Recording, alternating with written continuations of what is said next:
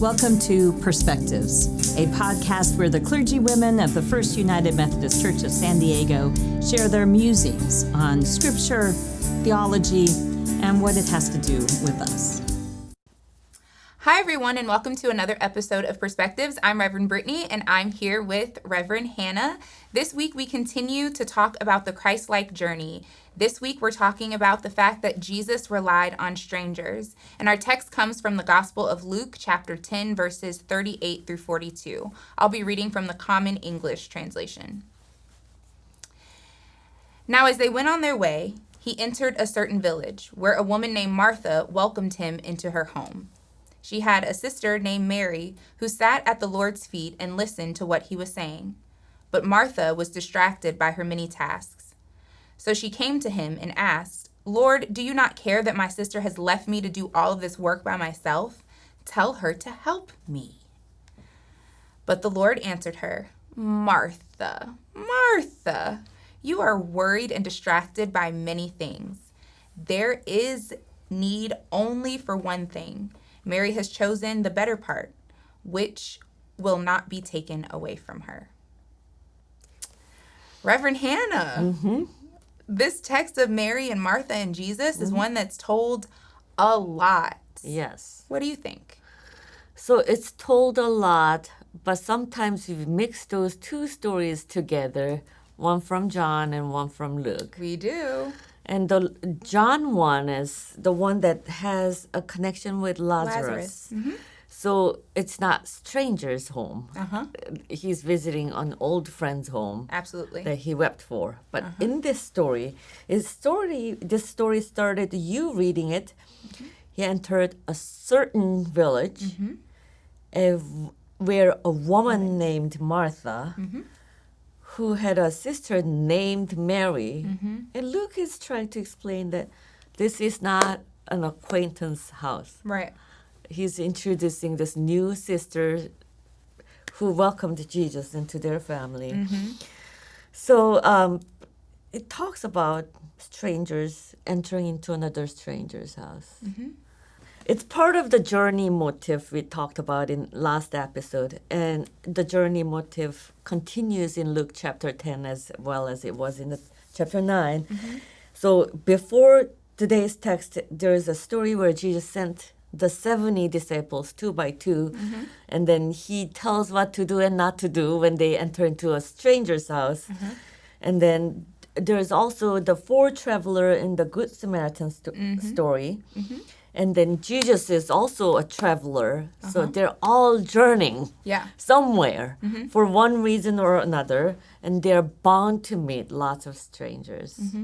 And Luke is highlighting that fact that they're not old friends. Right. They're new to each other, and see how they behave around each other. And also, so he's saying journey cannot happen without meeting a single stranger.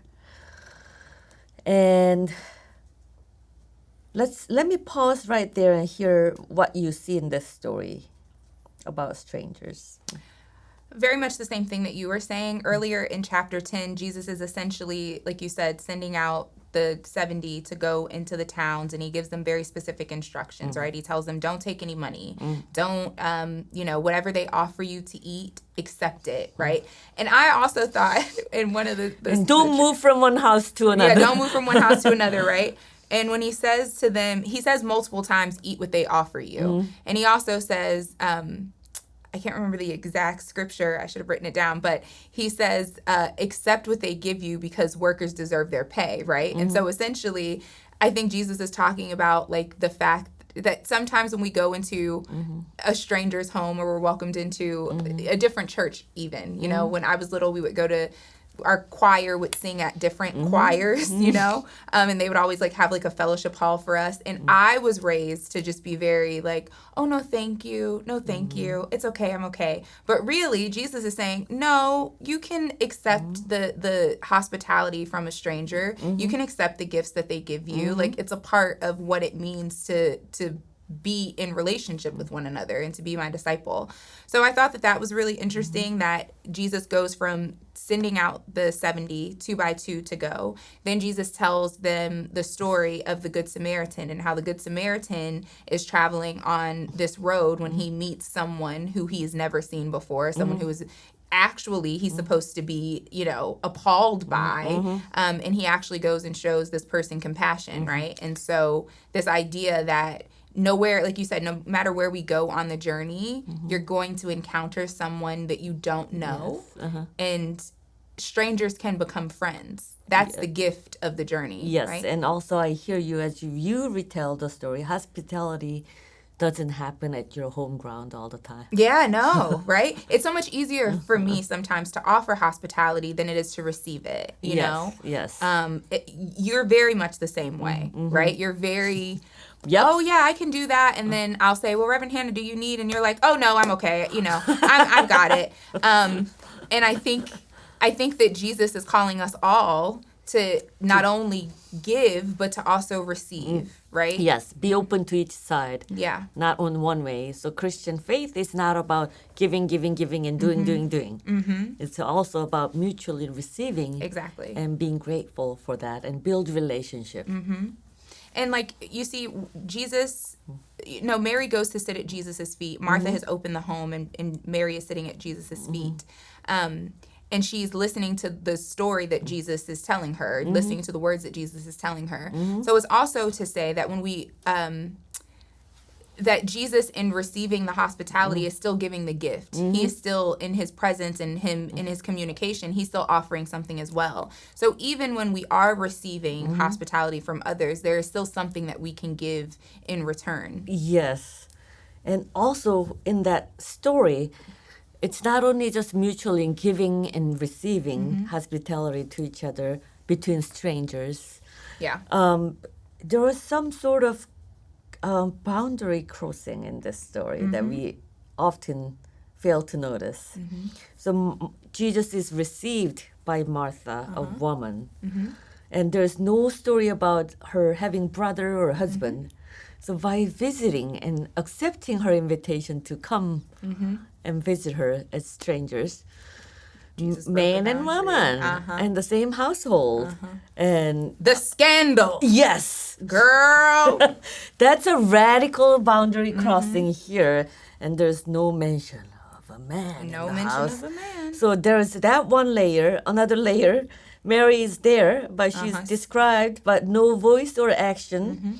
But she's sitting as if she's one of the men. Sitting at his feet. Yes. That there's another social radical boundary crossing here. And Jesus had no trouble. Yeah. I think hospitality often crosses boundaries. Yes. Right?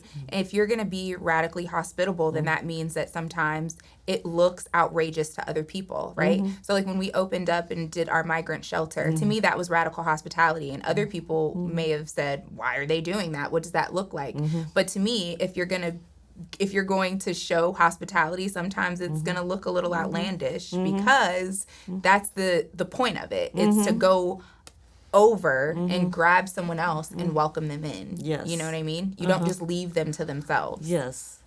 And while we are on the migrant shelter story, may I share a little anecdote? Absolutely. So, with all the things going on in this country, I worried about those migrants, and I checked in one of them and then decided to visit him for pastoral visit. Yeah. And I went there and was greeted by his boss, who was caring for this man way more than I can ever imagine, in a very delicate way, so that he could continue to become his own person. And this boss of him thought that I'm not helping him. He's not sitting down here doing nothing. He's working and he's earning his income and he's growing and he's learning whole different things. So I thought I was going to their house to give something.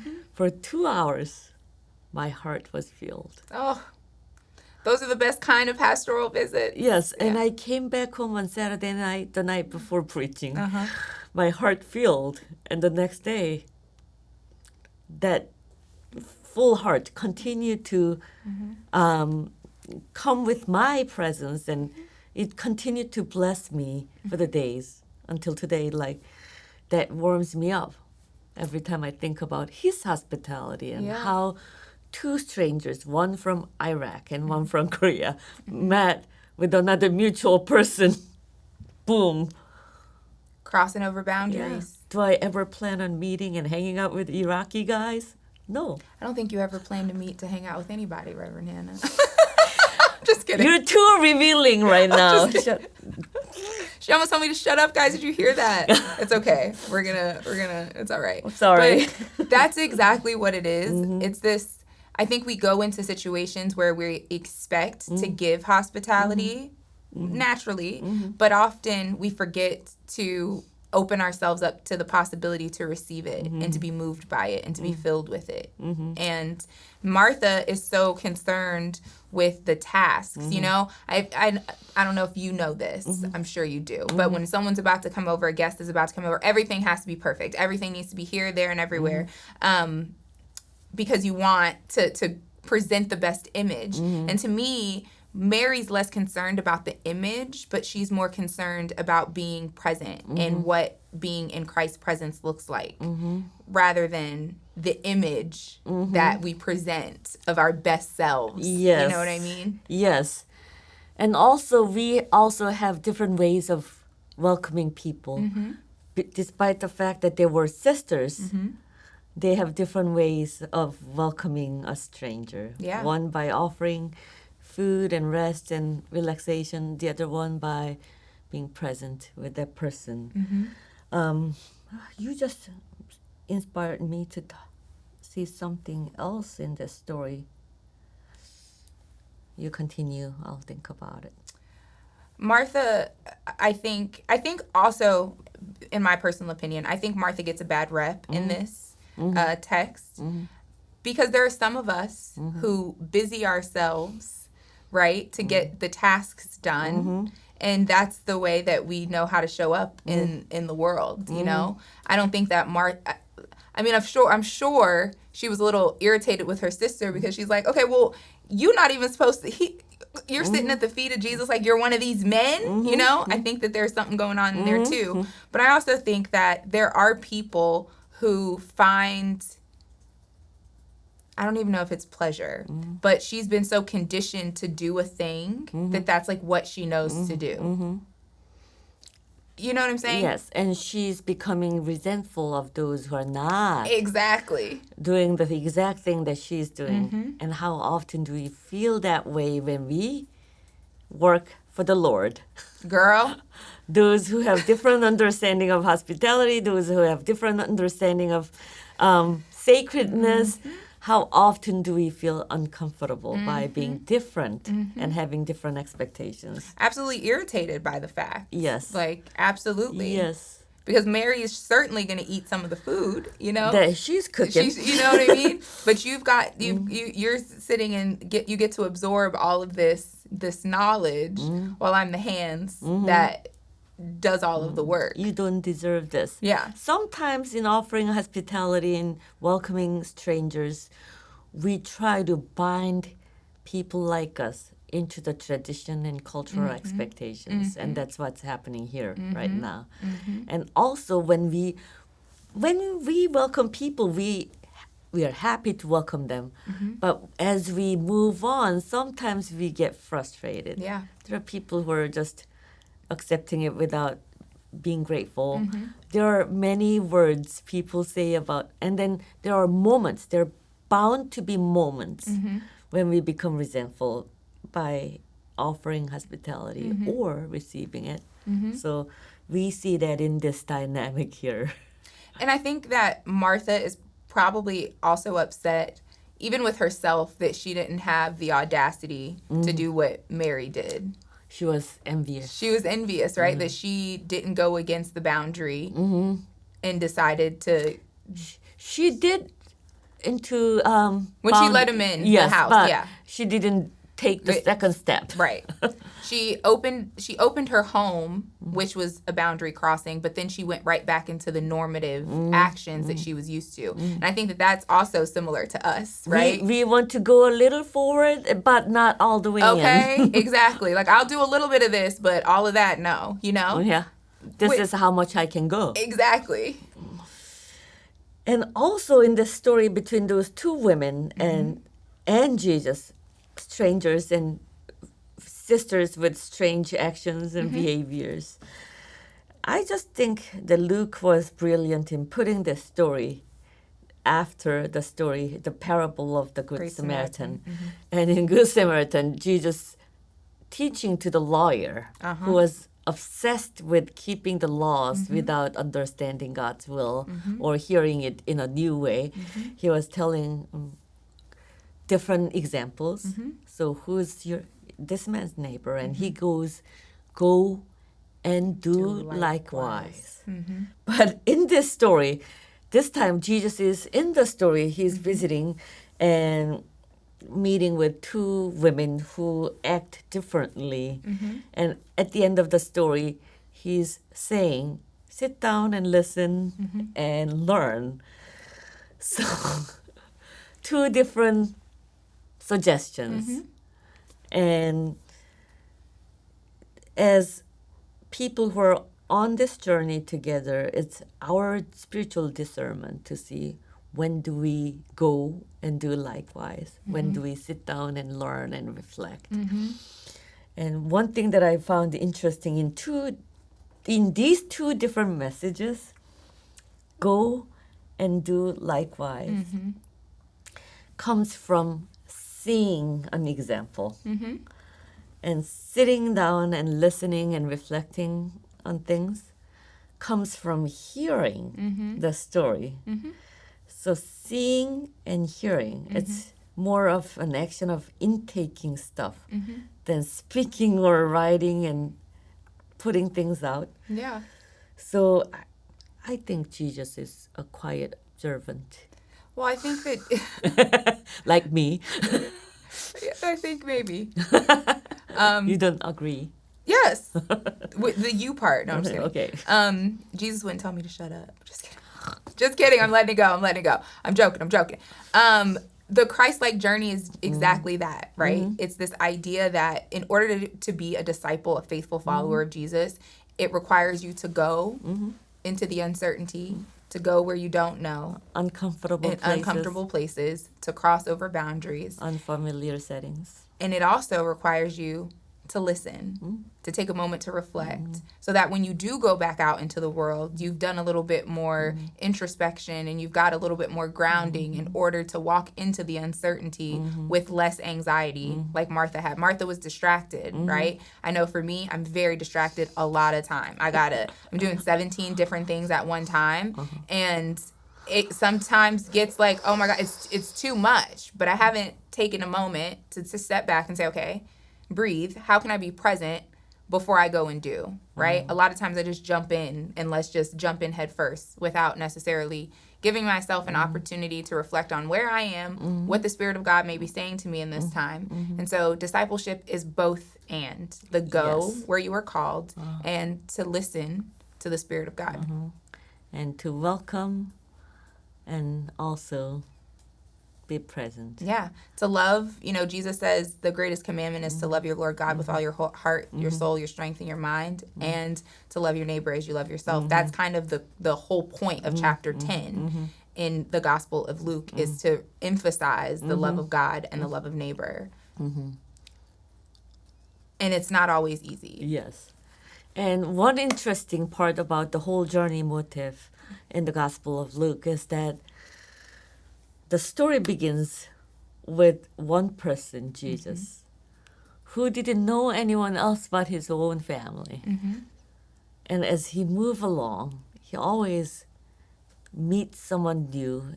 Sometimes he's welcomed by them, and he welcomes them into his life and calling them to follow him, and then journeying together. So the whole book of Luke is written with all the strangers woven together, interconnected together through this one person, and he's inviting others to do and go and do likewise. Absolutely. And listen and learn from each other. Jesus had a lot to say in this little few verses. Yes. But they were important verses. Yeah, I think Luke was brilliant in a way that he puts stories like this with hidden intentions, and I'm discovering new layers each time I read it, and I am looking forward to hearing what I would think about it 10 years from now. Yeah, God is always speaking. God speaks through you. God speaks through you, Reverend Dr. Cobb. And I believe that God speaks through everyone. So I hope people enjoy their conversation with each other. And I'm so glad that we put some questions together for them to think about. Unless you have anything else to say before I'll save it for Sunday. Okay, good. That will be helpful too.